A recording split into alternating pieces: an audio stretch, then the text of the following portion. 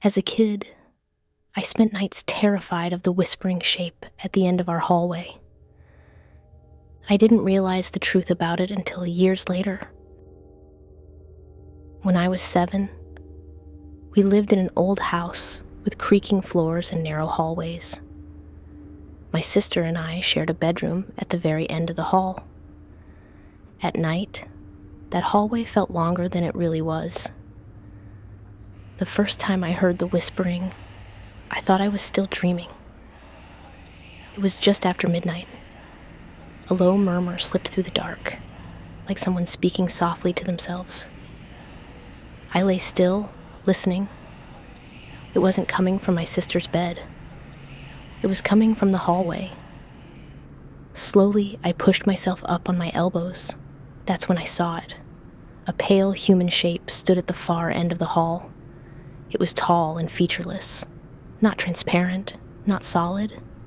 It didn't move naturally. It didn't step. It glided. I screamed, scaring the crap out of my sister. By the time my parents reached the doorway, the hallway was empty.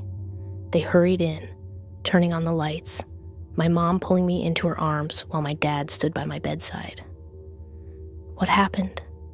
she asked softly. I told them about the shape at the end of the hallway, the whispering, the way it moved. They looked. "It's just a shadow from the streetlight," my dad said gently. "You were half asleep." But the next night, it was there again. Same spot, same height, same faint whispering I could never quite make out. I stopped sleeping facing the hallway. I pulled the blanket over my head and told myself that if I didn't look, it wouldn't exist. My parents checked every time I cried. Every time the hallway was empty. My sister never saw anything, not once. Eventually, I stopped mentioning it. Years passed. I moved out. My parents sold the house not long after. I never brought up the hallway shadow again. Then, during my 4th year of university, I went home for Thanksgiving. We were talking about the old house, the creaky stairs, the drafty windows, the way the pipes used to knock in the winter. I don't know why I said it. Maybe I wanted to finally laugh about it. "Do you remember," I asked lightly, "how I used to think I saw something in the hallway?" The room went quiet. My parents exchanged a look. Then my mom carefully replied, "Your dad and I saw something there too." She hesitated. The words settled heavily between us. "Once," she said. "Maybe twice. Late at night. We thought we were just tired. We didn't want to scare you girls." For a moment, I couldn't even speak. All those nights, all those times I cried. The way they'd stand in the doorway and tell me it was just my imagination. I had believed them. I had forced myself to believe them. And all along, they had seen it too. A sharp, unexpected anger rose in my chest. Not because they'd been afraid, but because they had let me feel alone in it. They had watched me doubt myself. Watched me question what I knew I saw. I quietly left after the meal, still burning with anger at how they'd made me feel alone. I was 12 when my family moved into a quiet suburban neighborhood, the kind of place where kids rode bikes until the streetlights came on and neighbors waved from their driveways. I practically lived outside that summer. I rode my bike in endless loops around the block, cutting through sidewalks and circling cul-de-sacs until my legs burned. That's when I first noticed him. He stood in the front yard of the house next door. An old man, thin, with neatly combed gray hair and a soft, pleasant smile. He didn't speak. He just stood there with his hands folded in front of him, watching the street. The first time I rode past, I waved. He waved back. That was it. The next day, he was there again. Same spot, same posture, Same gentle smile. I waved. He waved. At first, I didn't think anything of it. He reminded me of my grandfather, quiet and harmless, the kind of old man who probably enjoyed watching kids play outside. Over the next few weeks, it became routine. Every day I rode my bike, he was there, always silent, always smiling, always waving back. Sometimes I'd circle the block 3 or 4 times in a row. Every single pass, he was still standing in the exact same place, like he hadn't moved at all. That was the first thing that felt off, but I was a kid. I didn't question it. After about a few days, I noticed something else. I'd never seen him leave. He was never walking, never sitting, never watering the lawn, never getting into a car, just standing, watching, and smiling, still. He didn't feel threatening. If anything, he felt familiar, like a permanent fixture of the neighborhood. Then one day, he was gone.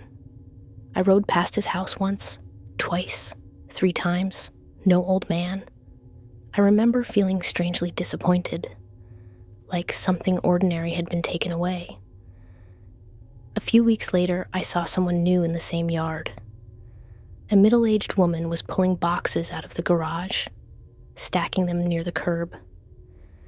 Curious, I slowed down and waved. She waved back. I stopped my bike. "Hey," I asked casually, "where's the old man who used to stand here?" Her smile faded. "What old man?" she asked. I pointed toward the yard. The older guy. He stood right there all the time. She stared at me for a long moment. Then she said, "My father used to live here." I nodded. "Yeah, him." She swallowed. "My dad passed away last year." The words didn't register at first.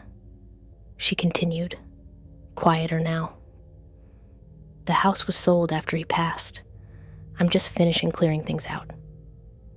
My heart started pounding so hard I could hear it in my ears. I told her I must have seen someone else. She shook her head slowly. I rode home without another word. That night, I replayed everything. The smiling, the silence, the way he never moved. And then something else hit me.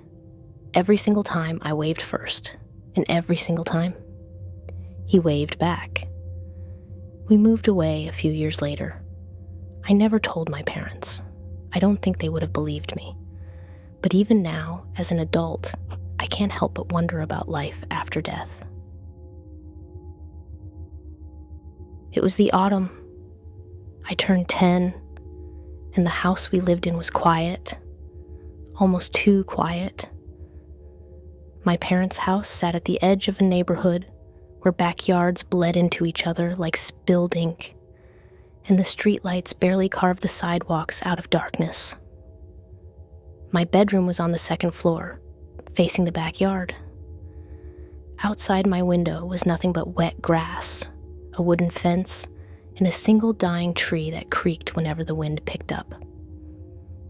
That night, a storm rolled in late. The rain came down hard, tapping against my window in uneven bursts. Every few seconds, lightning flashed, briefly turning my room white before dropping it back into darkness. I remember lying awake, counting the seconds between thunderclaps, waiting for sleep to finally take me. At some point, I drifted off.